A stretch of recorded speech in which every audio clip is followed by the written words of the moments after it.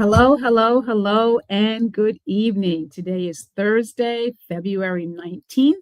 It is 5:30 p.m. That means it's time for Let's Talk Power Live. Welcome back. I'm Dr. Tanji Reed Marshall. I am your show host, and I'm excited to welcome you back to another episode, evening chat of Let's Talk Power Live. It's Black History Month. We're in the third week. I cannot believe it's almost the end of February. Where did it go? I do not know. But I'm excited to welcome you back. And I want to talk a minute and talk about what am I thankful for? Every week we talk about being thankful.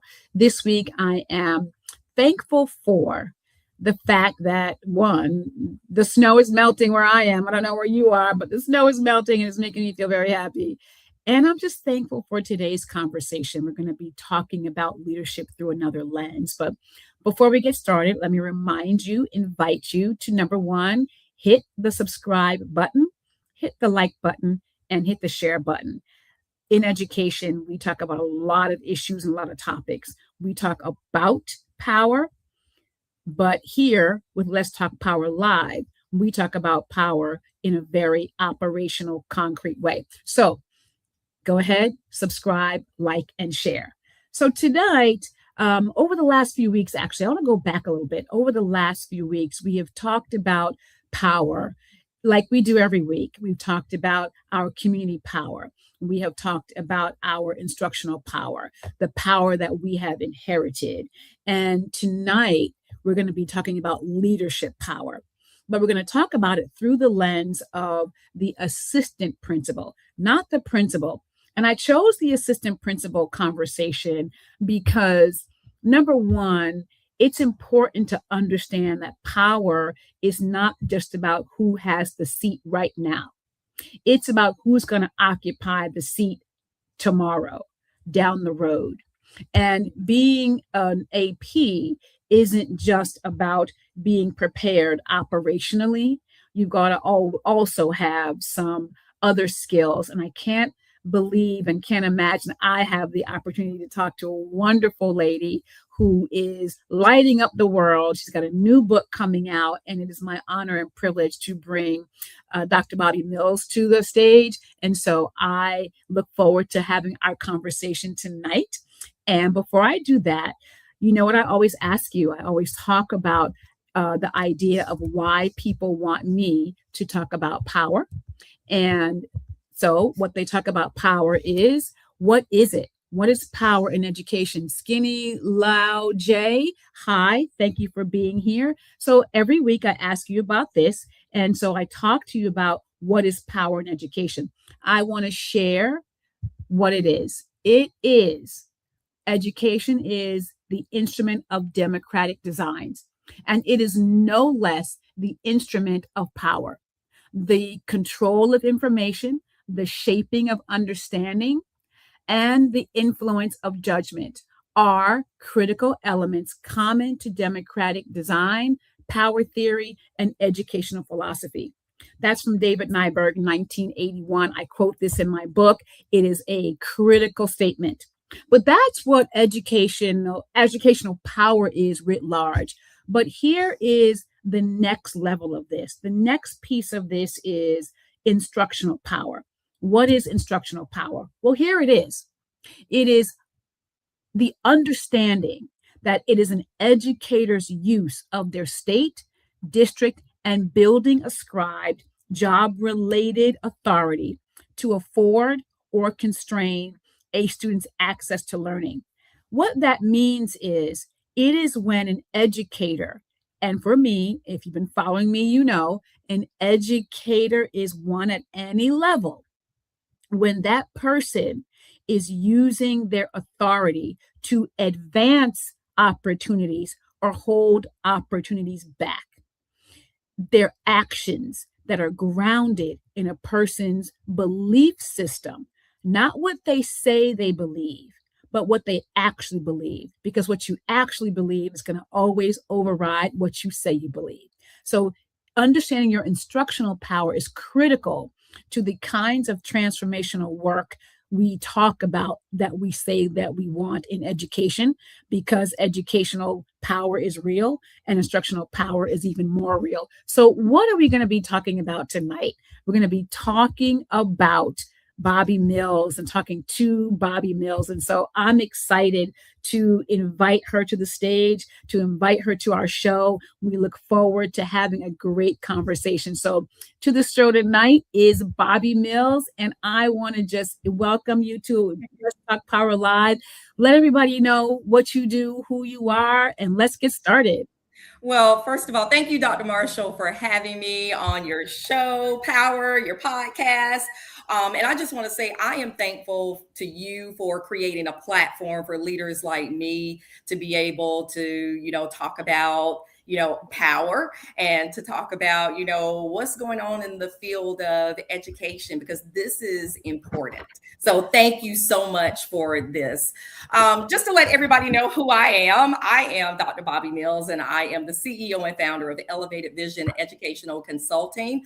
I am a former teacher, former assistant principal, former principal, and I am a district level leader. And I am also the author of the Assistant Principal's Path to Promotion. So that's my new book, and I'm really excited about that. Elevated Vision, I created this because I want to help assistant principals become principal ready from the AP seat. And so that's important to me. I have actually, been an assistant principal. I was an assistant principal for 11 years. I worked across 2 Title I schools as an assistant principal, but I don't want to get too far in the weeds because I know we got to talk. But just to give you a little background about who I am. So I have a heart and a passion for assistant principals because I lived in that world for a long period of time before I elevated up to higher levels. So I want assistant principals to know that I see you and I hear you. And that is why I wrote the book. And I wish somebody had written a book like this when I was an assistant principal. So I'm giving away gems in this book, guys. So gems in the book. I can't wait. I'm excited. It is on deck. It is in my pile. I have already ordered it. I look forward to it. And how you describe your feeling about the book is exactly how I feel about when I wrote Let's Talk Power Live, when I wrote the book, Understand Your Instructional Power. So I am very excited about that. But as we sort of get into our conversation tonight about the idea of being principal ready, we're going to ground this in historical information about principals of color, namely Black principals. I talk about the life and structure of being a Black educator in the United States of America, which is an interesting prospect in lots of ways. And I do it unapologetically, so I'm okay with that. And we want to talk about the ideas that you're bringing forth through both of those lenses. So let's go ahead and talk about some data that I have come across so we can see it. So here we go. We want to talk about rising roles and yet this idea of unequal power. So first up, APs have more than doubled in classrooms since the 90s, right? So right now, across the United States, 61% of schools have an actual AP. Yes? Yes. Yes. That is true. Mm-hmm. Yeah. Let's think about this one, though. This is an important stat here. About 80% of all principals once served as an AP. Why is that important? Well, that's important because when you don't serve, when you skip steps, there are gaps. There are gaps. I have a story that I would like to share with you. When I was an assistant principal, I worked under many different principals in the span of 11 years. Right. And I had one particular principal that was promoted from being an academic facilitator to the principal chair. Never been an AP and was never a principal. So there were so many gaps culturally, strategically, and even instructionally, because this particular principal, she knew math as a facilitator, but she really didn't know how to teach the teachers how to, teach the math. Right. So there was just a lot of gaps there. Mm-hmm. I would imagine, right? So the idea of there being operational gaps, logistical gaps, there are probably gaps around relationship making, You know what I mean? That Yes. is super huge to think about. So let's go to this next stat here. Only 24% of APs and 19% of principals are people of color. Now, I want to be clear about when we say people of color, we mean the spectrum, right? So if you joined me last week, you probably heard me drop the stat that 10 to 11% of principals were Black principals. So inside this 19% is that number. It's a bigger number. So we're talking about the entirety of principals of color. So 24% of APs are people of color. Why does that matter? That matters because it's just, I'm trying to, let me see, let me get my words right here. Only 24% of APs and 19% of principals are people of color. It's just, we got to have more. I mean, I don't know any other way of saying it. We just have to have, right? We just got to have more, More. We just have to have more. Our children, they need to see representations of us right in these roles. So, these numbers, they're not okay. They're not okay. They're not okay. Lastly, Black APs are 18% less likely to be promoted to principal. Let's unpack that. Well, let me say this. There's a difference between being needed for labor and being positioned for leadership. Okay, stop. Bomb. Positioned for labor and being positioned for leadership. Okay, what's that difference? Well, historically, Black people, we were needed, but we were not positioned for power. And in the case of the assistant principal, even today, a lot of assistant principals are needed, but they're not positioned. And what does that mean for positionality? How do we get to this idea of putting in place for your labor? So let's do two things. Let's talk about the labor. And let's talk about the leadership. So let's unpack the labor piece. When we think about APs, we think about APs primarily doing what? Oh, we think about APs primarily putting out all the fires. They are doing buses, books, butts, handling all the trauma. They are just doing any and everything, but not being positioned for a leadership role. They're not being exposed. And what are the exposure lines? Well, the exposure lines are, being able to have access to the budget, being able to, because a lot of, principals, they gatekeep that budget. They don't want anybody to see that budget, how we're allocating those funds, how we're spending. It's the black hole, like holding it to the heart, holding it to the chest. Exactly. And, just getting involved in the instructional aspect of things, leading PLCs, coaching teachers, that's the line. Yeah, it's funny. Midway in my career, I moved from New Jersey to North Carolina, and I'd been in the classroom for a little bit, and I'd been doing some mentoring and coaching, and we'd been invited to an institute, the Aspen Institute, as an entire unit.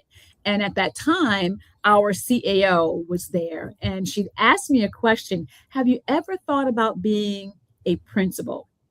And immediately I said, before I could get my mindset, I was thinking about all the things that I saw APs do, and I immediately went to no. I don't care about lunch duty, because my thing is, if a kid's hungry, go feed the kid. Right? Absolutely. I didn't grow up taking a bus to school, so bus duty was beyond me. So the logistical pieces about being an AP really do weigh them down, right? I'm partnering with a district now, and I'm doing some extra coaching of the AP for the very reasons that you talk about. So let's go a step further and think through, what does it mean for an AP who wants to be a principal?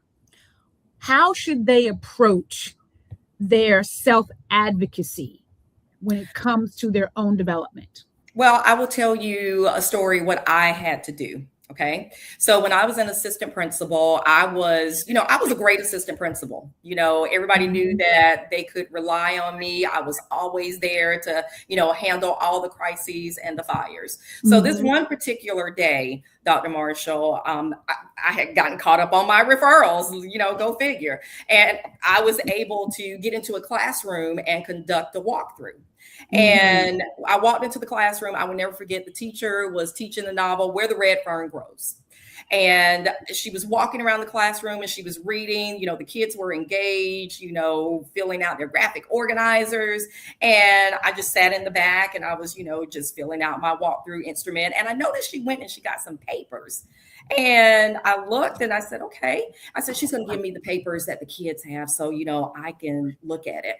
And when I got there, when she got to the back of the room, she didn't even look at me, put the papers down. I picked them up and I realized, I was like, I know these are not referrals. She gave me 6 referrals. And I knew then I was not seen as an instructional leader. She saw me as someone that just handled the discipline. And so at that point, as a matter of fact, I had just gotten my doctoral degree. And I said, I'm just a glorified disciplinarian with a doctoral degree. That's right. And so at that point, I had to find my own voice because I was hot. Okay. So what I did, I scheduled a meeting with my principal.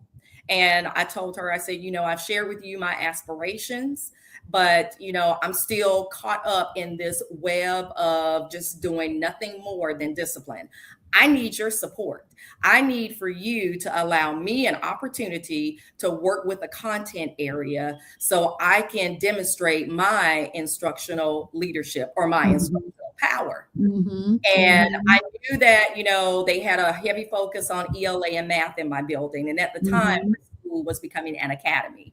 And so at the time we had, 10th grade. And I just came out and asked her, I said, let me work with biology. I love it. Right. Let me work biology.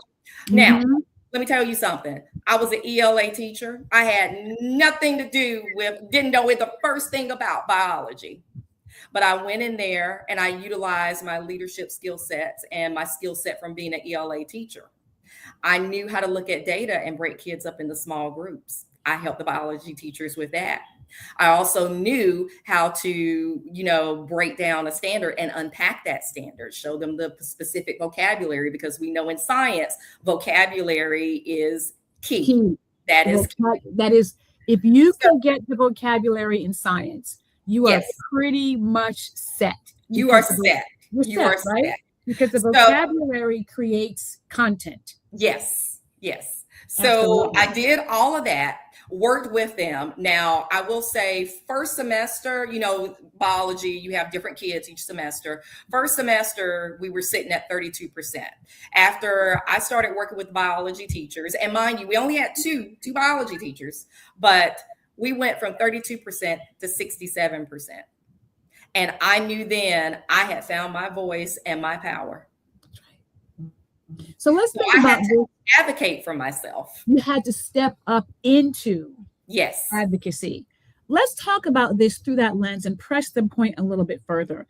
In the 4 dimensions I bring out in my book, Understanding Your Instructional Power, we talk about 4 dimensions, right? We talk about disenfranchising. We talk about power protecting, agency, which you just brought out because you talk about agency and you said in your example that you had to step into and advocate. And then we talk about empowerment. But I want to go back because when I look back at that stat we shared about the 18% less likely to be promoted, that feels like it sits inside history. That feels like it sits inside a gap between people's stated beliefs and people's Mhm. actual beliefs about Mhm. who should be a leader. Mhm. And so, what does it feel like, look like, or sound like when an AP, a Black AP, is facing a principal who is power protecting their principal and creating an environment where they just cannot exercise their voice? How does that sit within the frame of history that we've experienced as a people in education? What are your Well, thoughts on that? again, historically, we've only been needed and never positioned to be in power. Hmm. And that is why it's important for us to make sure that we are advocating for ourselves, because if we don't advocate for ourselves, then they're just going to keep us in that little box. I have been, again, I told you I was an assistant principal for 11 years. And 11 that, years. like, think about that. 11 years. 11 years. I was In an the, assistant principal. that's a very long time. Hmm. You know what I mean? To be in that kind of a role when you want more, Right. right? When you want more. And so the idea of power and moving against a place where power protection is the model because of the authority is being held is interesting to think about. Right. That is so true. So, there was one particular time where one of my principals was leaving to go on to a different career path. And, I was there, knew a little bit of, knew instruction enough to be able to, take over. And they just overlooked me and overlooked all the other assistant principals. And that's when they brought in this other principal. And I had been there at this particular school because I was at one school for 6 years and I was at my second school for 5 years. And it Mhm. was my fourth year there. And I got looked over, And you got looked over. got looked Wow. over. And Wow. so I realized at that point in time, again, I had to take my power back and I had to take control because I said, I am an instructional leader and I am more than a disciplinarian. And so I had to, just start applying outside of that box that I was Hmm. in. And I eventually ended up getting a principalship and had the highest growth in my district. My first year, I moved my school from a D to a C. Wow. So I knew that I had it. And Right. it was always in me. Right. Right. And that idea of being more than a disciplinarian, we see that model of, oh, yeah, they can just handle all of the, like you said, the labor intensive pieces of it. And most importantly, or not importantly, but most troubling, I will say, is this need to keep APs of color, particularly Black APs, in the role of disciplinarian, particularly in Title I schools. Both you and I have been in Title I schools. And so we understand that Title I schools, number one, they very rarely get out of it. They very rarely come out of being designated as a Title I school. Right. And there are lots of conversations about Yeah, why. there's a lot of conversations We about can it. talk about that. That's the side topic. But inside that is this idea that the student population must be controlled and they have to be heavily managed. Mm-hmm. And so the principal will rely on a heavy-handed or a person that they believe can control the students. Mm-hmm. I I was had that person. You were that person. I was that person. Right. Yes, I was that person. I was the one they always called on the walkie. Hey, Dr. Mills, can you come up here and handle this student? Miss, Jones, she needs help with this student, and it all goes back to relationships. Mm-hmm. It all goes back to that, establishing relationships and also understanding the culture. I keep asking, I was on a podcast a little while ago, maybe in November, and the podcast host said to me, what are your thoughts about culturally responsive education, and teachers being able to relate to their students. And she was making the case about, how do you teach quote unquote Black kids? That was basically her question. And I Mm-hmm. said, we have to ask a different question. The question is not about the students. The question is, why are we keeping this question going about asking why an adult, what it means to teach a certain kind of kid? The question is, why does an adult who chooses this profession have so much challenge being able to teach children who are different than them? Because we don't live in the time of the giver. Right. And if you've read that book, The Giver, then you know what I mean when I say that. Yes. Right? If you haven't read that book, I invite you to go get it. We don't live in that. We don't live in a society like that.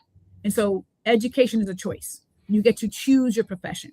So why do we keep asking people, APs, former APs, aspiring principals, to focus on this notion of teaching those kids or corralling those kids or using our bodies for labor and not leadership? Why does that keep going? Well, I think it just keeps going because, again, like what I said, they don't understand, the culture, and they don't take the time to establish those relationships with our children and also with the parents. Now, granted, there are some parents out there, they're off the hook. Okay. Yeah, they're interesting. Yeah, they're interesting. They're off the hook. So I'm not saying that, you can establish a relationship with everybody. I am not saying that. I am a realist. But for a lot of our children, a lot of people, they don't take the time to really get to know them, get to know what their likes are, to, see what it is about them that makes them special. A lot of children, they just, want you to, come up to them and speak to them. Hey, how are you? It makes a huge difference with, especially our young ladies. I was in a school the other day and I looked at this one young lady and I said, sweetheart, I said, who did your braids? Because you need to come do Dr. Mills braid. And she just looked at me and just smiled. And she saw me later on that day and gave me a hug. And then, I went back the next day because I was supporting this particular school, and she sought me out and found me and gave me a hug again and said, you really want me to do your braid? And I just kind of looked at her and I was like, okay. But just something as small as that makes a huge difference. But, it just goes back to relationship building. Yeah. I want to ask you to give us one important framework piece, because your book is about frameworks for APs wanting to move into being a principal. Give us that top line, what you're trying to communicate through your book. One piece of your framework. One piece of my framework, I would just have to say, one piece of my framework is the leadership mindset. And you have to make sure that you are a principal in your mind first, even though you're second in command. Ooh, I love that. You have to have that. You principal have in your mind. Principal in your mind, even though you're second in command. You still have to respect what your principal says, but you still have to carve your own path through your principal's vision. I love that. Carving your own path, seeing yourself, right? You're really seeing who you are. I love that. That's a perfect segue into our power moves. Every week we do power moves. So I'm going to share some power moves with you and let's talk them through. So first, let's go ahead. We use the acronym POWER, not because education needs another one, but because this one works. And before I go any further, please have you hit that subscribe button, have you hit the like, and find someone to share this with. But look at this. The position is P. P is position. Clarify the purpose of leadership roles. This is for leaders to do, right? So that the assistant principals are developed as future instructional leaders, not permanent responders to adult needs. You talked about that. Yes. Right? Like this is position versus leadership. This is labor versus leadership, right? Yes. And then this idea of the ownership piece, create structured opportunities for assistant principals to make real instructional, cultural, and strategic decisions with coaching and reflection. Does that put them on the pathway? That actually does put them on the pathway because those are the components that they are going to need to operate a school. Those are the components that they are going to need when they go into their interview and interview for that principalship. They are going to Mm-hmm. ask them questions from each one of these components that's in my framework. They're I going to love it. talk to you about the cultural leadership, the instructional leadership, the strategic leadership. You may get a question or two there, a little bit about discipline, but it's not going to be much. So you better make sure that you are familiar with strategic and cultural and instructional leadership. Awesome. Then the W is for work. Redesign assistant principal responsibilities to prioritize teaching, learning, culture, and student outcomes over just that compliance, right? We know compliance has to happen sometimes, but Yes. we want APs on the pathway to principalship in a Yes. very new way. And then in the environment piece, at E, establish leadership cultures that provide mentorship, feedback, and psychological safety, right? That is that place where we want our APs to feel seen, like you already said, seen, valued. And then the R is relationships. Leverage mentorship, identity affirmation, networks, and community connection to ensure leaders, especially those of color, are supported and seen. We want them to be put in the community, again, not as the corraler of cats, right? We want to do more Right. than corral the cats, but we want to really help AP see the vision, like you said, in your mind that you are a principal. And here are some things that principals do, the activities that principals do, Mm-hmm. right? And so we're Yes. going to continue our power moves. We're going to give 3 power moves, right? Number 1, we want them to move from position to influence, right? Seek decisions. You talked about this advocacy. Seek decisions that shape the culture. Name where responsibility exists without authority. Sometimes they have to do it, right? Um, Yes. Advocate, you said it, advocate for leadership experiences that expand the real power. Really speak up and speak out. Number 2, use their voice to expand access. You demonstrated that. You had to say, I want to do more. Speak to the inequities that are shown, that they see that, right? Mm-hmm. Frame the concerns in terms of student access. If I'm an AP and I see a concern, rather than naming the leadership challenge, see it as this is going to impact student outcomes, right? And Right. then model that courage to do that work. And then finally, build influence before you hold authority. Shape culture through daily interactions. You talked about that, right? Yes. The coaching moments and the feedback. Lean into that. Become the leader that teachers seek for clarity, right? I remember my first AP. We want to trust, we want to build problem solving that sometimes sits outside of what the principal may allow, right? And Mm-hmm. all of these power moves are really about building an AP role that becomes foundation to effective trust building, principal leadership, foundational skills, and overall transformation for the school. Oh, that makes sense. Love that, right? These are the power moves that make a difference. And then I always end y'all with a gem. If you've been following, and I hope you have, each week we've been looking at our instructional power 101.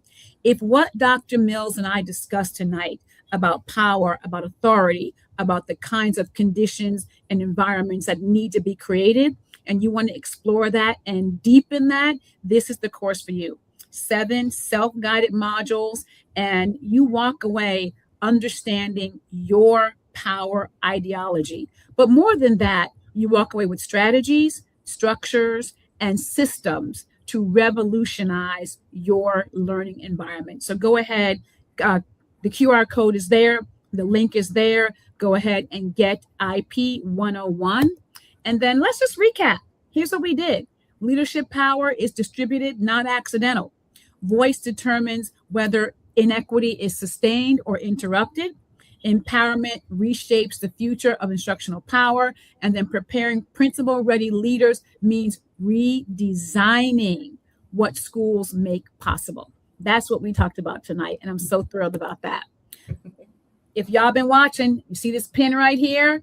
This is the pin. This is the pin right there. The book is 3 years old and we're having a celebration. Would love to have you join us. It is a member and subscriber only event happening next week. You get the opportunity to win a signed copy and this limited edition pin.